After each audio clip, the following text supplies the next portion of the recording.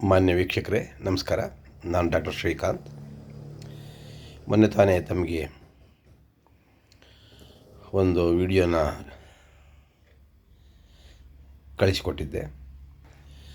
ಅದರಲ್ಲಿ ಮುಖ್ಯವಾಗಿ ಕರ್ನಾಟಕ ಸರ್ಕಾರ ಆದಿವಾಸಿಗಳ ಕುರಿತು ಮಾಡಬೇಕಾದ ಕರ್ತವ್ಯದಲ್ಲಿ ಹೇಗೆ ಲೋಪ ಎಸಗಿದೆ, ಅದರಿಂದ ಆದಿವಾಸಿಗಳಿಗೆ ಎಷ್ಟು ಅನ್ಯಾಯ ಆಗಿದೆ, ಒಂದು ಪ್ರಜಾಪ್ರಭುತ್ವ ಸರ್ಕಾರ ಹೇಗೆ ತನ್ನ ಕರ್ತವ್ಯದಿಂದ ವಿಮುಖವಾಗಿ ಮಾಡಬೇಕಾದ ಸೇವೆಯಿಂದ ದೂರ ಸರಿದಿದೆ, ಕಾನೂನು ಪಾಲಿಸದೇನೆ ಅಥವಾ ಹೈಕೋರ್ಟ್ ಆದೇಶವನ್ನು ಪಾಲಿಸದೇನೆ ಕಳೆದ 10 ವರ್ಷಗಳಿಂದ ಎಷ್ಟು ಅನ್ಯಾಯ ಆದಿವಾಸಿಗಳಿಗೆ ಆಗಿದೆ ಎಂಬುದರ ಬಗ್ಗೆ ತಮ್ಮ ಗಮನ ಸೆಳೆದಿದ್ದೆ. ಇವತ್ತು ನಾನು ತಮ್ಮ ಮುಂದೆ ಮಾತಾಡಲಿಕ್ಕೆ ಬಂದಿರೋ ಉದ್ದೇಶ ಏನಂದರೆ, ಇವತ್ತು ನಮ್ಮ ಆದಿವಾಸಿಗಳ ಸಭೆ ಹುಣಸೂರಿನಲ್ಲಿ ನಡೆಯಿತು. ಈ ಸಭೆಯಲ್ಲಿ ಗಾಂಧಿ ಜಯಂತಿ ದಿನ ಹುಣಸೂರಿನಲ್ಲಿ, ಚಿಕ್ಕ ಹುಣಸೂರಿನಿಂದ ಹುಣಸೂರಿನ ಪ್ರಮುಖವಾದ ಒಂದು ಸ್ಥಳಕ್ಕೆ, ಅಂದರೆ ಸಂವಿಧಾನ ಸರ್ಕಲ್ ವೃತ್ತಕ್ಕೆ ಪಾದಯಾತ್ರೆ ಹೋಗಿ ಅಲ್ಲಿ ಉಪವಾಸ ಸತ್ಯಾಗ್ರಹ ಕುಳಿತು, ಉಪವಾಸ ಸತ್ಯಾಗ್ರಹ ಮುಗಿದ ಮೇಲೆ ನಮ್ಮ ಉಪವಿಭಾಗಾಧಿಕಾರಿಗಳ ಮೂಲಕ ಸರ್ಕಾರಕ್ಕೆ ಮನವಿ ಸಲ್ಲಿಸಿ ಹೈಕೋರ್ಟ್ ಆದೇಶವನ್ನು ಕೂಡಲೇ ಜಾರಿಗೊಳಿಸಬೇಕು. 3418 ಕುಟುಂಬಗಳು ಕಳೆದ 10 ವರ್ಷಗಳಿಂದನೂ ಆದೇಶ ಪಾಲಿಸಿ ನಮ್ಮ ಹಕ್ಕನ್ನು ಕಾಪಾಡಿ ಅಂಥೇಳಿ ಕೇಳ್ತಾನೆ ಬಂದಿದ್ದಾವೆ ಅಂಥೇಳಿ ಸರ್ಕಾರಕ್ಕೆ ಒತ್ತಡ ಹಾಕಿ ಮುಖ್ಯಮಂತ್ರಿಗಳೊಟ್ಟಿಗೆ ಹಾಗೂ ಮುಖ್ಯ ಕಾರ್ಯದರ್ಶಿಗಳೊಟ್ಟಿಗೆ ಒಂದು ಸಂವಾದವನ್ನು ಏರ್ಪಡಿಸಲಿಕ್ಕೆ ಒಂದು ನಿಯೋಗ ಕೂಡ ಮುಖ್ಯಮಂತ್ರಿಗಳು ಕಾಣಬೇಕು ಅಂತ ನಿರ್ಧಾರ ಮಾಡಿದ್ದಾರೆ. ಧರಣಿ ನಡೆಸಿ, ಸತ್ಯಾಗ್ರಹ ನಡೆಸಿ, ಮುಖ್ಯಮಂತ್ರಿಗಳೊಟ್ಟಿಗೆ ಒಂದು ನಿಯೋಗ ಹೋಗಿ ಸಂವಾದ ಮಾಡಿದ ಮೇಲೆ ಮುಖ್ಯಮಂತ್ರಿಗಳು ಮತ್ತು ಮುಖ್ಯ ಕಾರ್ಯದರ್ಶಿಗಳು ತಮ್ಮ ಜವಾಬ್ದಾರಿಯನ್ನು ನಿರ್ವಹಿಸಲಿಕ್ಕೆ ಮತ್ತು ಹಿಂದೆ ಮುಂದೆ ನೋಡೋದೇ ಆದರೆ ಆ ನಂತರ ಜಾಥವನ್ನು ಹಮ್ಮಿಕೊಳ್ಬೇಕು ಅಂತ ನಿರ್ಧಾರ ಮಾಡಿದ್ದಾರೆ. ಈ ಸಂದರ್ಭದಲ್ಲಿ ನಾನು ಸರ್ಕಾರದ ಗಮನಕ್ಕೆ ಸೆಳೆಯೋದೇನೆಂದರೆ, ಒಂದು ಆದಿವಾಸಿ ಸಮುದಾಯ 50 ವರ್ಷಗಳಿಂದ ತನ್ನ ಹಕ್ಕನ್ನು ಕಳ್ಕೊಂಡು, ಸರ್ಕಾರದ ಯೋಜನೆಯಿಂದ ಹಕ್ಕು ಕಳ್ಕೊಂಡು, ನ್ಯಾಯಯುತವಾದ ಬದುಕಿಗಾಗಿ ಒಂದು ದಿನನಿತ್ಯ ಕಷ್ಟಪಡ್ತಾ ಇರುವಾಗ ಒಂದು ಆದಿವಾಸಿಗಳ ಸಂಘ, ಒಂದು ಸೇವಾ ಸಂಸ್ಥೆ ಹೈಕೋರ್ಟ್ ಗಮನ ಸೆಳೆದು ಸಾರ್ವಜನಿಕ ಹಿತಾಸಕ್ತಿಯ ಮೊಕದ್ದಮೆಯನ್ನು ಹೂಡಿ ಅದರ ಮುಖಾಂತರ 10 ವರ್ಷ ಹೋರಾಟ ಮಾಡಿ 10 ವರ್ಷದಲ್ಲಿ ಒಂದು ನ್ಯಾಯಯುತವಾದ ಆದೇಶವನ್ನು ಹೈಕೋರ್ಟ್ ಕೊಟ್ಟರೂ ಕೂಡ ಕಳೆದ 10 ವರ್ಷಗಳಿಂದ ಸುಮ್ಮನೆ ಸರ್ಕಾರ ಕಾಲ ಕಳೆದಿದೆ, ಅದನ್ನು ಜಾರಿಗೊಳಿಸಿಲ್ಲ ಅನ್ನೋ ಒಂದು ನೋವು ನಮಗೆ ಬಹಳ ಇದೆ. ರಾಜಕಾರಣಿಗಳು ಸ್ವಲ್ಪ ಸೆನ್ಸಿಟಿವ್ ಆಗಿರಬೇಕು. ಅವಕಾಶ ಸಿಕ್ಕಿದಾಗ ಅದನ್ನು ಗ್ರ್ಯಾಬ್ ಮಾಡೋ ಮನಸ್ಥಿತಿ ಇರಬೇಕು. ನಾನು 2-3 ವಿಷಯಗಳನ್ನು ತಮ್ಮ ಮುಂದೆ ಹೇಳೋಕ್ಕೆ ಇಷ್ಟಪಡ್ತೀನಿ. 1990ರಲ್ಲಿ ಒಂದು ಸಂದರ್ಭ ಉಂಟಾಗಿತ್ತು. 1990ನೇ ಇಸ್ವಿನಲ್ಲಿ ಒಂದು ಸಂದರ್ಭ ಏನು ಅಂತಂದರೆ, ಆದಿವಾಸಿಗಳನ್ನು ಕಡೆದ ಹೊರಗೆ ಹಾಕಿ ಅವ್ರ ಕಷ್ಟದಲ್ಲಿ ಬದುಕ್ತಾ ಇದ್ರೂ ಅರಣ್ಯ ಇಲಾಖೆ ಆದಿವಾಸಿಗಳಿಗೆ ಅಷ್ಟೊಂದು ತೊಂದರೆ ಕೊಡ್ತಿರಲಿಲ್ಲ. ಕಾಡಿನ ಹೊರಗೆ ಹಾಕಿದರೂ ಕೂಡ ಕಾಡಿಗೆ ಹೋಗಿ ಜೇನು ತರೋದು, ಅವ್ರ ಸ್ಮಶಾನಗಳನ್ನ ಬಳಸೋದು, ಅವರ ಹಕ್ಕನ್ನು ಪ್ರತಿಪಾದಿಸೋದು, ಅವರ ದೇವಸ್ಥಾನಗಳಿಗೆ ಹೋಗಿ ಪೂಜೆ ಮಾಡ್ಕೊಂಬರೋದು, ಗೆಡ್ಡೆ ಗೆಣಸು ಔಷಧಿ ಇತ್ಯಾದಿಗಳನ್ನು ತರೋದ್ರ ಬಗ್ಗೆ ನಿರಂತರ ನಡೀತಾ ಇತ್ತು. ಆದರೆ 90ರ ದಶಕದಲ್ಲಿ 92ನೇ ಇಸ್ವಿ ವಿಶೇಷವಾಗಿ ಹುಲಿ ಯೋಜನೆ ಜಾರಿಗೊಳಿಸಬೇಕು, ನ್ಯಾಷನಲ್ ಪಾರ್ಕಿಗೆ ಬಹಳ ಕಟ್ಟುನಿಟ್ಟಾಗಿ ಕಾಯ್ದೆಗಳನ್ನ ಅನುಸರಿಸಿ ಜನರನ್ನು ಹೊರಗೆ ಹಾಕಬೇಕು, ಜನರ ಕಾಡಿಗೆ ಬರ್ದಂಗೆ ಮಾಡಬೇಕು ಅನ್ನೋ ಒಂದು ವಿಷಯ ಸೀರಿಯಸ್ಸಾಗಿ ಕೈ ತಗೊಂಡಿದ್ದರಿಂದ 92ರ ನಂತರ ಆದಿವಾಸಿಗಳು ಕಾಡಿಗೆ ಹೋಗಲಿಕ್ಕೆ ಆಗಲಿಲ್ಲ. ಈ ಹಿನ್ನೆಲೆಯಲ್ಲಿ ನಾವು 1994ರಲ್ಲಿ ಕಾಡಿಗೆ ನುಗ್ಗೋ ಚಳುವಳಿನ ಹಮ್ಮಿಕೊಂಡ್ವಿ. ಕಾಡಿಗೆ ನುಗ್ಗೋ ಚಳುವಳಿ ಹಮ್ಮಿಕೊಂಡ ಮೇಲೆ ನಾಗರಹೊಳೆಯ ಸುತ್ತಮುತ್ತ ವಾಸ ಮಾಡ್ತಿರೋಂಥ ಸುಮಾರು 90 ಹಾಡಿಗಳು ಇದನ್ನು ತಮ್ಮ ಜಮ್ಮ ಕಾಡುಗಳಿಗೆ ಪ್ರವೇಶ ಮಾಡಿ ಪೂಜೆ ಮಾಡಿ ಸ್ಮಶಾನಗಳನ್ನ ಬಳಸಿ ಗೆಡ್ಡೆಗಳನ್ನು ತರಕ್ಕೆ ಶುರು ಮಾಡಿದರು. ಆ ಸಂದರ್ಭದಲ್ಲಿ ತಮ್ಮ ಗಮನಕ್ಕೆ ನಾನು ತರದೆ ಇಷ್ಟಪಡ್ತೀನಿ ಅಂದರೆ 95ನೇ ಇಸ್ವಿನಲ್ಲಿ ಒಂದು ದೊಡ್ಡ ಅವಕಾಶ ಬಂತು ನಮಗೆ. ಕಾಡಿಂದ ಹೊರಗೆ ಹಾಕಿರುವಂಥ ಆದಿವಾಸಿಗಳಿಗೆ, ವಿಶೇಷವಾಗಿ ಜೇನು ಕುರುಬರಿಗೆ, ಮೂಲನಿವಾಸಿ ಬುಡಕಟ್ಟುಗಳಿಗೆ ಹುಣಸೂರಿನ ಒಂದು ಪ್ರಮುಖ ಜಾಗದಲ್ಲಿ ಭೂಮಿ ಕೊಡಬೇಕು ಅನ್ನೋ ಒಂದು ವಿಷಯನ ಪ್ರಸ್ತಾಪಿಸಿದ್ವಿ. ಆಗ ಮೈಸೂರಿನ ಜಿಲ್ಲಾಧಿಕಾರಿಗಳಾಗಿ ತಮ್ಮ ವಿಜಯಭಾಸ್ಕರ್ ಅವರಿದ್ದರು.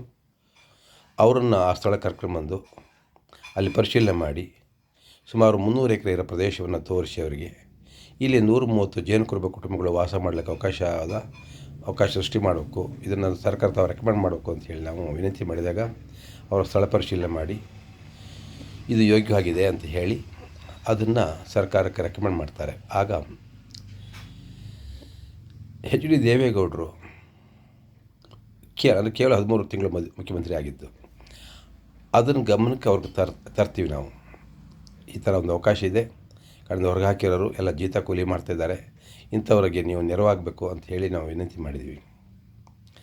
ಆ ವಿನಂತಿ ಮಾಡಿದ ಸಂದರ್ಭದಲ್ಲಿ ಅವರಿಗೆ ಒಂದೇ ಒಂದು ಅವರ ಗಮನ ಸೆಳೆದ್ರಿಂದ ಅವ್ರಿಗೆ ಸೆಳೆದ್ರಿಂದ ನಾವೊಂದು ಧರಣಿ ಕೂಡ ಬೆಂಗಳೂರಲ್ಲಿ ಮಾಡಿದ್ರಿಂದ ಅವ್ರನ್ನ ನಮ್ಮ ಇಲ್ಲಿನ ಲೋಕಲ್ MLA ಆಗಿದ್ದಂಥ ವಿಜಯಶಂಕರ್ ಅವರ ಸಹಾಯತ, ಈಗ ಅವರು ಗವರ್ನರ್ ಆಗಿದ್ದಾರೆ ಮೇಘಾಲಯದ ಇದರಲ್ಲಿ, ಉತ್ತರ ಭಾರತದ ಇದರಲ್ಲಿ. ಅವರ ಸಹಾಯದಿಂದ ನಾವು ಅವ್ರನ್ನ ಭೇಟಿ ಮಾಡಿ ನಾವು ಕೇಳಿದಾಗ ಅವರು ಫೈಲ್ ತರಿಸ್ಕೊಂಡು ವಿಚಾರಿಸ್ತೀನಿ ನಾನು ಮತ್ತೆ ಬನ್ನಿ ಕಾಳಿ ಅಂತ ಹೇಳಿದರು. ಫೈಲ್ ತರಿಸಿ ವಿಚಾರಿಸಿದ ಮೇಲೆ ಅವ್ರಿಗೆ ಅನ್ನಿಸ್ತು ಇದನ್ನು ಕೊಡೋದು ಒಳ್ಳೆಯದು ಅಂಥೇಳಿ ಅನಿಸಿ ಸುಮಾರು 300 ಎಕರೆಷ್ಟು ಪ್ರದೇಶವನ್ನು 130 ಕುಟುಂಬಗಳಿಗೆ ಹಂಚಿ 4 ಗ್ರಾಮ ಠಾಣೆಗಳು, ಅವರ ಸಂಘಟನೆಗಳಿಗೆ 4 ಎಕರೆ ಜಮೀನು, ಶಾಲೆಗೆ 4 ಎಕರೆ ಜಮೀನು, ಹೀಗೆ ಮಾಡಿ ಒಂದು ಊರನ್ನೇ ಸೃಷ್ಟಿ ಮಾಡುವಂಗೆ ಮಾಡಿದ್ರು. ಅದನ್ನು ವಿಜಯಗಿರಿ ಅಂತ ಕೂಡ ನಾವು ಕರೆದಿದ್ದೀವಿ. ಹೀಗೆ ಒಬ್ಬ ರಾಜಕಾರಣಿ ಭಾಳ ಸೆನ್ಸಿಟಿವ್ ಆಲೋಚನೆ ಮಾಡಿದರೆ ತನ್ನ ಸಣ್ಣ ಸಮಯದಲ್ಲೇ ಅತ್ಯಂತ ಕಡುಬಡವರಿಗೆ ನೆರವು ಆಗಬಹುದು ಅನ್ನೋದಕ್ಕೆ ಒಂದು ದೊಡ್ಡ ಉದಾಹರಣೆ. ಆಲ್ಸೋ ಶಕ್ತಿ ಇತ್ತು, ಅವರಿಗೆ ಮನಸ್ಸಿತ್ತು, ಸಹಾಯ ಮಾಡೋಕ್ಕೆ ಅವಕಾಶ ಕೂಡ ಇತ್ತು. ಇದನ್ನು ನಾವು ಜಾರಿಗೊಳಿಸೋಕ್ಕೆ ಶ್ರಮ ವಹಿಸಿದ್ವಿ. ಜಾರಿ ಆಯಿತು. ಅಲ್ಲಿ ಆದಿವಾಸಿಗಳು ಬದುಕ್ತಾ ಇದ್ದಾರೆ. ಪ್ರತಿ ಕುಟುಂಬಕ್ಕೆ 2 ಎಕರೆ ಆಗಿದೆ. 4 ಊರುಗಳಲ್ಲಿ ಕಟ್ಟಲಾಗಿದೆ. ಅದೇ ರೀತಿ ಇನ್ನೊಂದು ದೊಡ್ಡ ಅವಕಾಶ ನಮಗೆ ಬಂತು 2020ರಲ್ಲಿ 2000 ಇಸ್ವಿನಲ್ಲಿ ಮೈಸೂರು ಜಿಲ್ಲಾ ಪಂಚಾಯತ್ ಚುನಾವಣೆ ಘೋಷಣೆ ಆಯಿತು. ಆವಾಗ ಆದಿವಾಸಿಗಳು ಹೆಚ್ಚಾಗಿ ಎಲ್ಲರೂ ಕಾಂಗ್ರೆಸ್ಗೆ ಓಟ್ ಹಾಕಿವ್ರೆ. ಆದಿವಾಸಿ ಪ್ರದೇಶಗಳಿಗೆ ಹನಗೋಡು ಪ್ರದೇಶ ಎಸ್ಟಿಗೆ ಮೀಸಲಾಯಿತು. ಎಸ್ಟಿಗೆ ಮೀಸಲಾದ ಸಂದರ್ಭದಲ್ಲಿ ಅಲ್ಲಿ ಹನಗೋಡು ಹೋಬಳಿನಲ್ಲಿ ಸುಮಾರು 22 ಹಾಡಿಗಳಿದ್ದಾವೆ. 22 ಹಾಡಿಗಳಲ್ಲಿ ಆದಿವಾಸಿಗಳೇ ಜಾಸ್ತಿ ಸಂಖ್ಯೆಯಲ್ಲಿರೋದು. ಕಾಂಗ್ರೆಸ್ ಆಗ ಆದಿವಾಸಿಗಳಿಗೆ ಸೀಟ್ ಕೊಡ್ತಾನೆ, ಆದಿವಾಸಿಯೇತರ ST ಸಮುದಾಯಕ್ಕೆ ಒಂದಕ್ಕೆ ಕೊಟ್ಟರು. ಆದರೆ ಬೇರೆ ಕಡೆಯವರ ಸಮುದಾಯ ಜಾಸ್ತಿ ಇದ್ರೂ ಈ ಕ್ಷೇತ್ರದಲ್ಲಿ ಅವ್ರ ಸಂಖ್ಯೆ ಭಾಳ ಕಡಿಮೆ ಇತ್ತು. ಆದ್ರೂ ಅವರು ಬೇರೆ ಬೇರೆ ಕಾರಣಕ್ಕೋಸ್ಕರವಾಗಿ ಅವ್ರಿಗೆ ಸೀಟ್ ಕೊಟ್ಟರು. ಆಗ ನಮಗೆ ನಿಜವೂ ನೋವಾಯಿತು. ಸಿಕ್ಕಿರೋ ದೊಡ್ಡ ಅವಕಾಶನ ತಪ್ಪಿಸ್ತಾ ಇದ್ದಾರಲ್ಲ ಅಂಥೇಳಿ ಮತ್ತೊಮ್ಮೆ ನಾವು ದೇವೇಗೌಡರಿಗೆ, ಆಗ ಸಿದ್ದರಾಮಯ್ಯನವರಲ್ಲೇ ಇದ್ದರು, ಸಿದ್ದರಾಮಯ್ಯನವರಿಗೆ, GT ದೇವೇಗೌಡರಿಗೆ ನಾವು ವಿನಂತಿ ಮಾಡಿದ್ವಿ, ನೀವು ನಿಮ್ಮ ಪಕ್ಷದಿಂದ ಆದಿವಾಸಿಗಳಿಗೆ ಸೀಟ್ ಕೊಟ್ಟದ್ದೇ ಆದಲ್ಲಿ ನಾವು ಗೆಲ್ಸ್ಕೊಂಬರ್ತೀವಿ, ರೈತರ ಸಹಾಯನೂ ಪಡ್ಕೊಳ್ತೀವಿ ಅಂತ ಹೇಳಿ ವಿನಂತಿ ಮಾಡಿದ್ವಿ. ಅದನ್ನು ಅವರು ಬಹಳ ಒಂದು ವಿನಮ್ರತೆಯಿಂದ ಪರಿಗಣಿಸಿ ಸ್ಥಳಾವಕಾಶ ಮಾಡಿಕೊಟ್ಟರು. ಜಾಜಂ ಕೂಡ ಗೆದ್ದರು.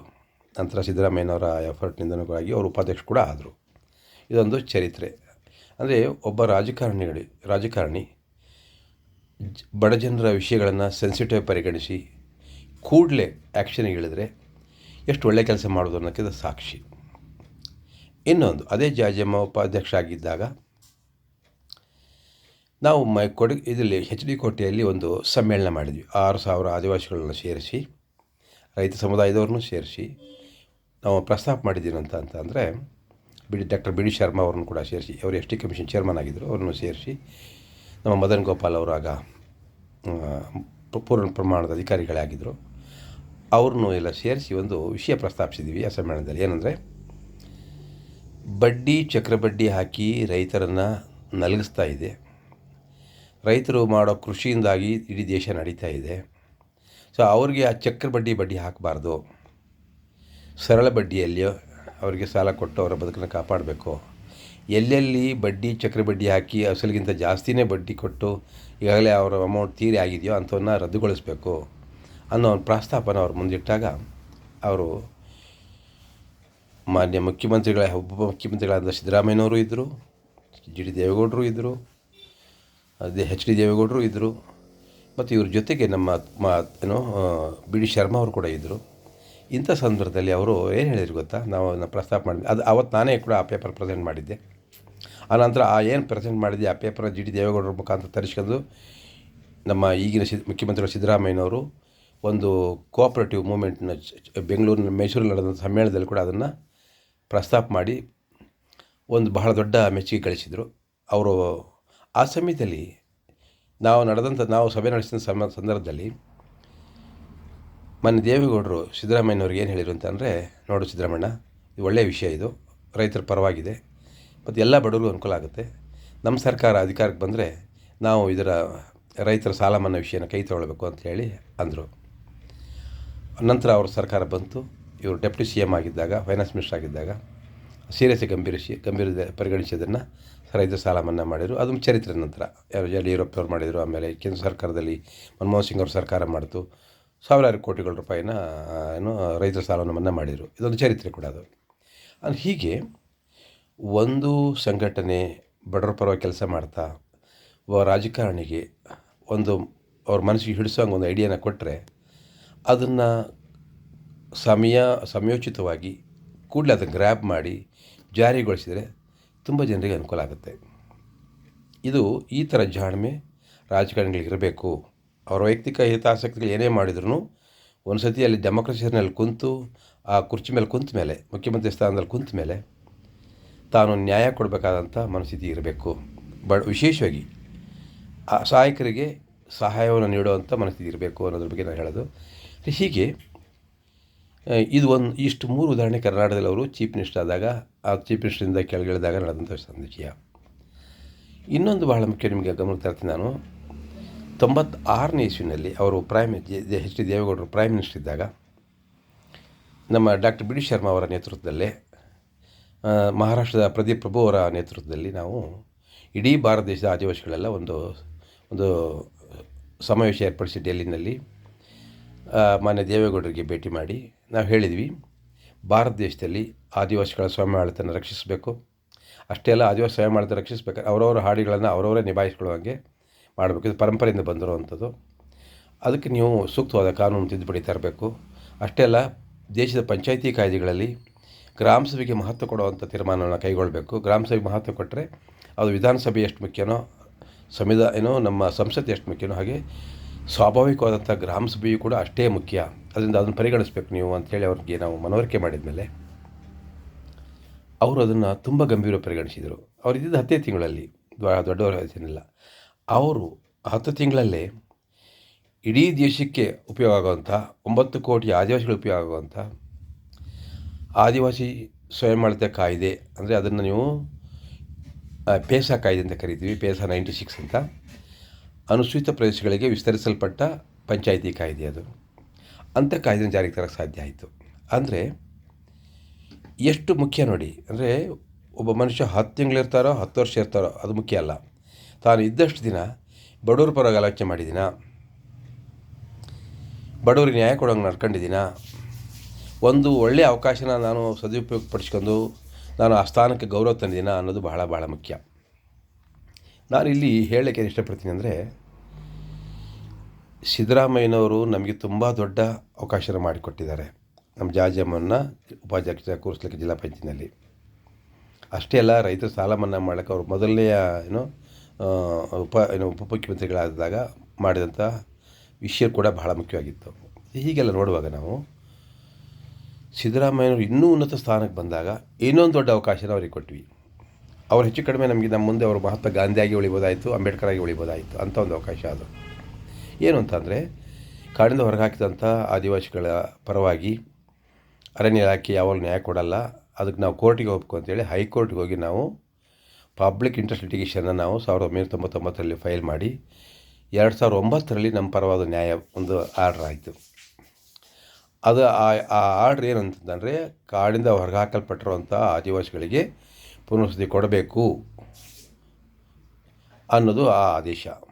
ಅಷ್ಟೇ, ಅದು ಹೇಗೆ ಕೊಡಬೇಕು, ಯಾವ ರೀತಿ ಕೊಡಬೇಕು, ಏನೇನು ಕೊಡಬೇಕು ಅನ್ನೋದ್ರ ಬಗ್ಗೆ ಪ್ರೊಫೆಸರ್ ಅಸಾದಿ ಕಮಿಟಿ ರಚನೆ ಮಾಡಿದ್ದು. ಅದರ ವರದಿ ಆಧಾರದ ಮೇಲೆ 34 ಏನು ಸಲಹೆಗಳು ಕೊಟ್ಟಿದ್ರು ಅದನ್ನು ಯಥಾವತ್ತಾಗಿ ಜಾರಿಗೊಳಿಸಿ ಈ ಆದೇಶವನ್ನು ಪಾಲಿಸಿ ಕಾಡಿಂದ ಹೊರಹಾಕಲ್ಪಟ್ಟಿರುವಂಥ ಅವ್ರ ಲೆಕ್ಕಕ್ಕೆ ಸಿಕ್ಕಿರುವಂಥ 3418 ಕುಟುಂಬಗಳನ್ನು ಕೂಡಲೇ ಪುನರ್ವಸತಿಗೊಳಿಸಬೇಕು ಅಂತೇಳಿ ಆದೇಶ ಮಾಡ್ತು. ಆ ಆದೇಶ ಬಂದು ಆದಮೇಲೆ ಅಸಾದಿ ಸಮಿತಿ 2014ನೇ ಇಸ್ವಿನಲ್ಲಿ ಆಗಸ್ಟ್ 5ನೇ ತಾರೀಕಿನಲ್ಲಿ ತನ್ನ ಅಂತಿಮ ವರದಿಯನ್ನು ಕೋರ್ಟ್ಗೆ ಮತ್ತು ಸರ್ಕಾರಕ್ಕೆ ಸಲ್ಲಿಸಿತು. ಆ ಸಮಯದಲ್ಲಿ ಮಾನ್ಯ ಮುಖ್ಯಮಂತ್ರಿಗಳಾಗಿ ಸಿದ್ದರಾಮಯ್ಯನವರಿದ್ದರು. ನಮಗೆ ತುಂಬ ದೊಡ್ಡ ಒಂದು ಭರವಸೆ ಇತ್ತು. ಏನು ಅಂದರೆ, ಸಮಾಜವಾದಿ ಹಿನ್ನೆಲೆ ಬಂದಿರೋರು, ಹಿಂದೆ ನಮ್ಮ ಪರಿಚಯ ಇರೋರು, ನಮ್ಮ ಜಿಲ್ಲೆಯವರೆಯ ಆದಿವಾಸಿಗಳಿಗಾಗಿ ಸ್ಪಂದಿಸ್ತಾರೆ. ಇವರು ಹಿಂದೆ ಸ್ಪಂದಿಸಿದಂಗೆ ಈಗ ಇನ್ನೂ ಉನ್ನತ ಸ್ಥಾನದಲ್ಲಿದ್ದಾರೆ, ಇನ್ನೂ ಚೆನ್ನಾಗಿ ಕೆಲಸ ಮಾಡ್ತಾರೆ ಅನ್ನೋ ನಂಬಿಕೆ ಮೇಲೆ ನಾವು ಅವ್ರಿಗೆ ಅಪ್ರೋಚ್ ಮಾಡಿ ತಾವು ಇದನ್ನು ಮಾಡಬೇಕು ಅಂತ ವಿನಂತಿ ಮಾಡಿದ್ವಿ. ಕೇಳಿಸ್ಕೊಂಡ್ರು ಚೆನ್ನಾಗಿ ಕೂಡ. ಅದಕ್ಕೆಲ್ಲ ನಾವು ಒಂದು ಪುಸ್ತಕನೇ ಮಾಡಿದವ್ರ ಮೇಲೆ ಅವರ ಭೇಟಿಯಾಗಿ ಕೊಟ್ಟಂಥ ಮನವಿ ಹಿನ್ನೆಲೆಯಲ್ಲಿ. ಆದರೆ ಅವರು ಈ ಕಾಯ್ದೆಯನ್ನು, ಈ ಹೈಕೋರ್ಟ್ ಆದೇಶವನ್ನು ಜಾರಿಗೊಳಿಸೋದ್ರಲ್ಲಿ ತನ್ನ ಮೊದಲನೇ ಅವಧಿಯಲ್ಲಿ ಅವರು ಕ್ರಮ ಕೈಗೊಳ್ಳಲಿಲ್ಲ. ಅಂದರೆ ಸಿಕ್ಕಿದಂಥ ದೊಡ್ಡ ಅವಕಾಶನ ಒಬ್ಬ ಸಮಾಜವಾದಿಯಾಗಿ, ಒಬ್ಬ ಚಿಂತಕನಾಗಿ, ಮೈಸೂರು ಜಿಲ್ಲೆಯಲ್ಲಿ ಆದಿವಾಸಿಗಳ ಪರಿಚಯ ಇರುವಂಥ ಒಬ್ಬ ರಾಜಕೀಯ ನಾಯಕನಾಗಿ ಮಾಡ್ಬೋದಾಗಿತ್ತು, ಅದನ್ನು ಮಾಡಲಿಲ್ಲ. ಆ ನಂತರ ಬಂದ ಸರ್ಕಾರಗಳಿಗೂ ನಾವು ಗಮನ ಸೆಳೆದ್ವಿ. ಅವರು ಕೂಡ ಹೀಗೆ ಕಾಲ ತಳ್ಳಿದರು. ಒಂದೇ ಒಂದು ಯಡಿಯೂರಪ್ಪನವ್ರ ಕಾಲದಲ್ಲಿ ಈ ಹೈಕೋರ್ಟ್ ಕಮಿಟಿ ಕೊಟ್ಟಿರೋ ವರದಿ ಒಂದು ಪರಿಶೀಲಿಸಿ ಹೇಗೆ ರಿಹ್ಯಾಬಿಲಿಟೇಷನ್ ಮಾಡಬೇಕು ಅನ್ನೋದನ್ನು ಪರಿಶೀಲನೆ ಮಾಡಿ ಅಂತೇಳಿ ಮೈಸೂರು ಜಿಲ್ಲಾಧಿಕಾರಿಗಳಿಗೆ ಕಳಿಸಿದರು. ಮೈಸೂರು ಜಿಲ್ಲಾಧಿಕಾರಿಗಳು ಅದನ್ನು ರಿಪೋರ್ಟ್ ಕೊಟ್ಟಾದಮೇಲೆ ಅದು ಕೊಡಗು ಜಿಲ್ಲೆಯೂ ಕೂಡ ಇದಕ್ಕೆ ಸೇರೋದ್ರಿಂದ ಮೈಸೂರು ಜಿಲ್ಲಾಧಿಕಾರಿ ಒಬ್ಬರೇ ಮಾಡೋದು ಬೇಡ ಅಂಥೇಳಿ ಮತ್ತೆ DVC ಅವರಿಗೆ ಅದನ್ನು ಕಳಿಸಿಕೊಟ್ರು. DVC ಅವರು ಮೈಸೂರು ಜಿಲ್ಲೆಯ ಜಿಲ್ಲಾಧಿಕಾರಿಗಳು, ಕೊಡಗು ಜಿಲ್ಲೆಯ ಜಿಲ್ಲಾಧಿಕಾರಿಗಳು ಹಾಗೂ ಎಲ್ಲ 2 ಪೊಲೀಸ್ ಫಾರೆಸ್ಟ್ ಆಫೀಸರ್ಸು ಮತ್ತು ಟ್ರೈಬಲ್ ಆಫೀಸರ್ಸ್ ಸೇರಿಸಿ ಒಂದು ಪರಿಶೀಲನೆ ಮಾಡಿ ಅವರು ಒಂದು ವರದಿ ಕಳಿಸಿಕೊಟ್ಟಿದ್ದಾರೆ. ಏನಂತಂದರೆ 3418 ಕುಟುಂಬಗಳ ಪೈಕಿ ಒಂದು 300 ಕುಟುಂಬಗಳನ್ನು, ಅಂದರೆ ಸಿಂಗಲ್ ಪರ್ಸನ್ಸ್ ಇರೋರು ಅಥವಾ ಈಗ ಪೋತಿಯಾಗಿರೋರು ಅಂಥ ಕುಟುಂಬಗಳನ್ನ ತೆಗೆದು ಒಂದು 3142 ಕುಟುಂಬಗಳಿಗೆ ರಿಹ್ಯಾಬಿಲಿಟೇಷನ್ ಕೊಡಬಹುದು ಅಂಥೇಳಿ ಅವರು ರೆಕಮೆಂಡೇಷನ್ ಕಳಿಸಿದರು. ಮತ್ತು ವರದಿ ಆಧಾರದ ಮೇಲೆ ಇದನ್ನೆಲ್ಲ ಮಾಡಬೇಕು ಅಂಥೇಳಿ ರಿಪೋರ್ಟ್ ಕಳಿಸಿದ್ದಾರೆ. ಸೊ ದಟ್ ಮೀನ್ಸ್ ಈಗ ಅದು ಅರಣ್ಯ ಇಲಾಖೆಯ ಮುಂದಿದೆ. ಆ ಅರಣ್ಯ ಇಲಾಖೆ ಅದನ್ನು ಅರಣ್ಯ ಇಲಾಖೆ ಒಂದು ಸಚಿವರಿಂದ ಕ್ಯಾಬಿನೆಟ್ ಮುಂದೆ ಇಡಿಸಬೇಕು. ಕ್ಯಾಬಿನೆಟಲ್ಲಿ ಡಿಸಿಷನ್ ತಗೊಂಡು ಇದನ್ನು ಜಾರಿಗೊಳಿಸಿ ಅಂತ ಹೇಳಬೇಕು. ಅಂದರೆ 5 ಎಕರೆ ತಲಾ 5 ಎಕರೆ ಭೂಮಿ ಮತ್ತು 15 ಲಕ್ಷದಲ್ಲಿ ಅಭಿವೃದ್ಧಿ ಕಾರ್ಯನ ಪೂರ್ಣಗೊಳಿಸಬೇಕು ಅಂತ ಹೇಳಿ ಆ ಕಮಿಟಿ ಏನು ವರದಿ ಇದೆಯೋ ಆ ವರದಿ ಪ್ರಕಾರ ಅವ್ರು ಮಾಡಬೇಕಾಗಿತ್ತು. ಇದು ಸಿದ್ದರಾಮಯ್ಯವ್ರು ಮೊದಲನೇ ಅವಧಿಯಲ್ಲಿ ಮಾಡಲಿಲ್ಲ, ಯಡಿಯೂರಪ್ಪರು ಬಂದಾಗ ಮಾಡಲಿಲ್ಲ, ಬೊಮ್ಮಾಯಿಯವ್ರು ಬಂದಾಗ ಮಾಡಲಿಲ್ಲ. ಅಷ್ಟೆಲ್ಲ ಜಂಟಿ ಸರ್ಕಾರ ಇತ್ತಲ್ಲ ಕಾಂಗ್ರೆಸ್ ಮತ್ತು ದಳದವ್ರದ್ದು, ಆಗಲೂ ಕೂಡ ಕುಮಾರಸ್ವಾಮಿ ಅವರು ಕೂಡ ಇದನ್ನು ಮಾಡಲಿಲ್ಲ. ಆಗ ಅವರು ಬೇಗ ಬಿದ್ದು ಹೋದರು. ಸೊ ಇಷ್ಟೆಲ್ಲ ಆದ್ರೂ ಅಂದರೆ ಒಬ್ಬ ರಾಜಕಾರಣಿ ದೇವೇಗೌಡರ ಥರ ಒಂದು ಸಂದರ್ಭವನ್ನು ಬಡವ್ರ ಪರವಾಗಿ ಕೆಲಸ ಮಾಡ್ಬೋದು ಅಂತ ಗೊತ್ತಾದ ತಕ್ಷಣ ಗ್ರ್ಯಾಬ್ ಮಾಡೋ ಮನಸ್ಥಿತಿ ಇದೆಯಲ್ಲ, ಆ ಮನಸ್ಥಿತಿ ಇರಬೇಕಾಗಿತ್ತು. ಆದರೆ ನಮ್ಮ ಸಿದ್ದರಾಮಯ್ಯನವರಿಗೆ ಅದು ಬರಲಿಲ್ಲ. ಬಡವರಿಗೆ ನ್ಯಾಯ ಕೊಡುವಂಥ ಪರಿಸ್ಥಿತಿ ಅವ್ರಿಗೆ ಮನಸ್ಸಿಗೆ ಬರಲಿಲ್ಲ. ಇದು ನಮ್ಮ ಚಿಂತೆ. ಅಂದರೆ ಒಬ್ಬ ನಂಬಿದಂಥ ನಾಯಕರು ಹೀಗಾದರೆ, ರಾಜಕೀಯದಲ್ಲಿ ನಂಬಿದಂಥ ನಾಯಕರು ಹಿಂಗೆ ಈ ಥರ ಬಡವ್ರ ಪರವಾಗಿ ಕೆಲಸ ಮಾಡಿದರೆ ನಿರಾಶೆ ಆಗುತ್ತೆ. ಆಯಿತು, ಈಗ 2ನೇ ಸರಿ ಚೀಫ್ ಮಿನಿಸ್ಟರ್ ಆದಾಗಲೂ ಕೂಡ ನಾವು ಅವ್ರನ್ನ ಅಪೀಲ್ ಮಾಡಿದ್ವಿ. ಸರ್, ತುಂಬ ದಿನ ಹೋಗಿದೆ, ಇದನ್ನು ನೀವು ಮಾಡಿ ಅಂಥೇಳಿ ಮೈಸೂರಿಗೆ ಭೇಟಿ ಆದಾಗ ಅವ್ರಿಗೆ ಭೇಟಿಯಾಗಿ ಮನವಿ ಕೊಟ್ವಿ. ನಮ್ಮ ಇವರು ಇದ್ದರು, ನಮ್ಮ ಆ ಮನವಿ ಕೊಡುವಾಗ ನಮ್ಮ ಡಿಸ್ಟ್ರಿಕ್ಟ್ ಮಿನಿಸ್ಟ್ರು ಮಹದೇವಪ್ಪನವರು ಇದ್ದರು. ಅವ್ರು ಹೇಳಿದ್ರು, ಏನು ಹೋರಾಟಗಾರರು ಬಂದುಬಿಟ್ಟಿದಿರಲ್ಲ ಅಂದರು. ಇಲ್ಲ ಸರ್, ಎಷ್ಟು ದಿನ ಅಂತ ಹೋರಾಟ ಮಾಡೋದು, ಈಗ ಕೆಲಸ ಮಾಡಿಕೊಡಿ ಸರ್ ಅಂತವರಿಗೆ ನಾವು ನಗಾಡ್ತಾನೆ ಹೇಳಿದ್ವಿ. ಅಷ್ಟಾದರೂ ಕೂಡ, ಅಂದರೆ ಇಷ್ಟು ಗಮನ ತಂದರೂ ಕೂಡ ಅವ್ರು ಮತ್ತೆ ಕೈ ಹಾಕಲಿಲ್ಲ. ಆದರೂ ನಮ್ಮ ಭರವಸೆ ಇಟ್ಕೊಂಡೇ ಇದ್ವಿ. ಆದರೆ ಈಗೇನಾಗಿದೆ, ನಾವು ನಮ್ಮ ಹೋರಾಟವನ್ನು ತೀವ್ರಗೊಳಿಸ್ತಾ ಇದ್ದೀವಿ. ಈಗ ಗಾಂಧಿ ಜಯಂತಿ ದಿನ ಧರಣಿ ಇಟ್ಕೊಂಡಿದ್ದೀವಿ ಮತ್ತು ಮುಖ್ಯಮಂತ್ರಿಗಳನ್ನೇ ಭೇಟಿಯಾಗಿ ಒಂದು ನಿಯೋಗ ಹೋಗಿ ಭೇಟಿಯಾಗಿ ಅವ್ರ ಮನವರಿಕೆ ಮಾಡಬೇಕು ಅಂತ ಇದ್ದೀವಿ. ಮತ್ತು ಮುಖ್ಯಮಂತ್ರಿಗಳ ಮೇಲೆ ಚೀಫ್ ಸೆಕ್ರೆಟರಿ ಮೇಲೆ ಜವಾಬ್ದಾರಿ ಹೊರಿಸ್ಬೇಕು ಅಂತಿದ್ದೀವಿ. ಅದರ ಜೊತೆಗೆ ಅವ್ರ ಸಕಾರಾತ್ಮಕ ಸ್ಪಂದಿಸ್ತಾ ಹೋದರೆ ನಾವು ಮೈಸೂರಿಗೆ ಕಾಲ್ನಡಿಗೆ ಜಾಥವನ್ನು ಕೂಡ ನಮ್ಮ ಕೊಡಗು ಮೈಸೂರು ಜಿಲ್ಲೆಯ ಆದಿವಾಸಿಗಳು ಕಾಲ್ನಡಿಗೆ ಜಾಥಾ ಹೋಗಿ ಅಲ್ಲಿ ಉಪವಾಸ ಸತ್ಯಾಗ್ರಹನ DVC ಕಚೇರಿ ಮುಂದೆ ಕೂರಬೇಕು ಅಂತ ಕೂಡ ಒಂದು ಪ್ಲ್ಯಾನ್ ಮಾಡ್ಕೊಂಡಿದ್ದೀವಿ. ಆದರೆ ನಮಗೆ ಪರಿಸ್ಥಿತಿ ಏನಂತ ಅಂದರೆ ಈಗ ರಾಜಕೀಯ ತುಂಬ ಗೊಂದಲಮಯ ಆಗಿರೋದ್ರಿಂದ ಈಗ ಮುಖ್ಯಮಂತ್ರಿಗಳ ಒಂದು ನಡೆಯಿಂದಾಗಿ ಏನು ಅವ್ರ ಮೇಲೆ ಈಗ ಅಪವಾದನೆಗಳು ಬಂದು ಈಗ ಕೋರ್ಟ್ ಕೂಡ ಒಂದು ಕೆಲವು ಡಿಸಿಷನ್ ಕೊಟ್ಟಿದೆ. ಅವ್ರ ಮುಂದೆ ವಿಚಾರಣೆ ನಡೆಸಬೇಕು ಅಂತೇಳಿ ಆದೇಶ ಆಗಿದೆ. ಈ ಹಿನ್ನೆಲೆಯಲ್ಲಿ ಅವರು ಕೂಡ ಒತ್ತಡದಲ್ಲಿದ್ದಾರೆ. ನಮಗೆ ಕೂಡ ಗೊಂದಲ ಇದೆ. ಇಂಥ ಎಲ್ಲ ಸರಿಯಾಗಿದ್ದಾಗಲೇ ನ್ಯಾಯ ಕೊಡದೇ ಇರೋರು ಈಗ ಇಂಥ ಕಷ್ಟದಲ್ಲಿ ನಮಗೆ ನ್ಯಾಯ ಕೊಡ್ತಾರೆ ಅನ್ನೋ ಗೊಂದಲ ಕೂಡ ಇದಾಗಿದೆ. ಆದ್ರೂ ಡೆಮಾಕ್ರಸಿನಲ್ಲಿ ಯಾರೂ ಮುಖ್ಯ ಅಲ್ಲ, ವ್ಯವಸ್ಥೆ ಮುಖ್ಯ. ಜನರ ಸಮಸ್ಯೆಗೆ ಬಗೆಹರಿಸಲೇಬೇಕು. ಸೊ ಸಿದ್ದರಾಮಯ್ಯನವರೇ ಮುಖ್ಯಮಂತ್ರಿಯಾಗಿ ಮುಂದುವರೆದ್ರೆ ಕೂಡಲೇ ಅದನ್ನು ಜಾರಿಗೊಳಿಸಬೇಕು. ಸಿದ್ದರಾಮಯ್ಯ ಅಲ್ಲದೆ ಬೇರೆ ಯಾರು ಮುಖ್ಯಮಂತ್ರಿ ಬಂದರೂ ಅದು ಕೂಡಲೇ ಅದನ್ನು ಜಾರಿಗೊಳಿಸಿ ಕ್ರಮ ಕೈಗೊಳ್ಳಬೇಕು. ಯಾಕೆಂದರೆ ಸರ್ಕಾರಿ ವ್ಯವಸ್ಥೆಯಲ್ಲಿ ಇರ್ತದೆ, ಚೀಫ್ ಸೆಕ್ರೆಟರಿಯಲ್ಲಿ ಇರ್ತಾರೆ, ಪ್ರಿನ್ಸಿಪಾಲ್ ಸೆಕ್ರೆಟರಿಗಳಲ್ಲಿ ಇರ್ತಾರೆ, ಇಲಾಖೆಗಳಲ್ಲಿರ್ತವೆ, ಸಾರ್ವಜನಿಕ ಹಣ ಇರ್ತದೆ. ಸೊ ಅದರಿಂದ ನಾನು ಈಗ ವಿನಂತಿ ಮಾಡಿದ್ದೀನಿ ಅಂತಂದರೆ ಈಗಲಾದರೂ ಮಾನ್ಯ ಮುಖ್ಯಮಂತ್ರಿಗಳು ಒಂದು ಕ್ಷಣವೂ ತಡ ಮಾಡ್ದಂಗೆ ಈ ಹೈಕೋರ್ಟ್ ಆದೇಶವನ್ನು ಜಾರಿಗೊಳಿಸಲಿಕ್ಕೆ ಮುಂದಾಗಬೇಕು. 3418 ಕುಟುಂಬಗಳಿಗೆ ಪುನರ್ವಸತಿ ಕೊಟ್ಟು ಸಾಮಾಜಿಕ ನ್ಯಾಯವನ್ನು ಕೊಟ್ಟು ಅವರು ನಿಜವಾಗ್ಲೂ ಸಮಾಜವಾದದ ಒಬ್ಬ ಪ್ರಮುಖ ನಾಯಕ ಅಂಥೇಳಿ ಗೋಚರಿಸೋ ಹಾಗೆ ಮಾಡಬೇಕು ಅಂಥೇಳಿ ನಾನು ವಿನಂತಿ ಮಾಡ್ತೀನಿ. ಈಗ ಇದನ್ನು ಕೂಡ ಇಂಥ ಒಂದು ಅವಕಾಶನೂ ಕೂಡ ಮಿಸ್ ಮಾಡ್ಕೊಂಡ್ರೆ ನಮಗೆ ಸಿದ್ದರಾಮಯ್ಯನವ್ರ ಮೇಲೆ ಆಗಲಿ ಅಥವಾ ಈ ಥರದ ನಾಯಕರ ಮೇಲೆ ಆಗಲಿ ಭರವಸೆ ಹೊರಟೋಗುತ್ತೆ. ಆದರೆ ಡೆಮಾಕ್ರಸಿನಲ್ಲಿ ಭರವಸೆ ಕಳ್ಕೊಂಡು ಬದುಕೋ ಪ್ರಶ್ನೆ ಇಲ್ಲ. ಯಾಕೆಂತಂದರೆ ಮಳೆ ಬರ್ತಾನೆ ಇರ್ತದೆ, ಹೊಳೆ ಹರಿತಾನೆ ಇರ್ತದೆ, ಚುನಾವಣೆ ಬರ್ತಾನೆ ಇರ್ತವೆ, ನಾಯಕರು ಹೋಗ್ತಾ ಇರ್ತಾರೆ, ಬರ್ತಾ ಇರ್ತಾರೆ, ಅದರ ವ್ಯವಸ್ಥೆ ಇರ್ತದೆ. ನಾವು ಗೆಲ್ಲೋ ತನಕ, ನಮಗೆ ನ್ಯಾಯ ಸಿಕ್ಕೋ ತನಕ ಹೋರಾಟವನ್ನು ಮಾಡ್ತಾನೆ ಇರ್ತೀವಿ. ಸಮಾಜ ಬಂಜೆ ಅಲ್ಲ. ಆ ದೃಷ್ಟಿಯಿಂದ ನಾನು ಈ ಆಪರ್ಚುನಿಟಿನ ಮುಖ್ಯಮಂತ್ರಿಗಳು ಬಳಸ್ಕೊಂಡು ಒಂದು ಆದಿವಾಸಿಗಳಿಗೆ ನ್ಯಾಯ ಕೊಡೋ ಅವಕಾಶನ ಬಳಸ್ಕೊಂಡು ನ್ಯಾಯ ಕೊಟ್ಟರೆ ನಾವು ಅವ್ರನ್ನ ಮೆಚ್ಚುತ್ತೀವಿ.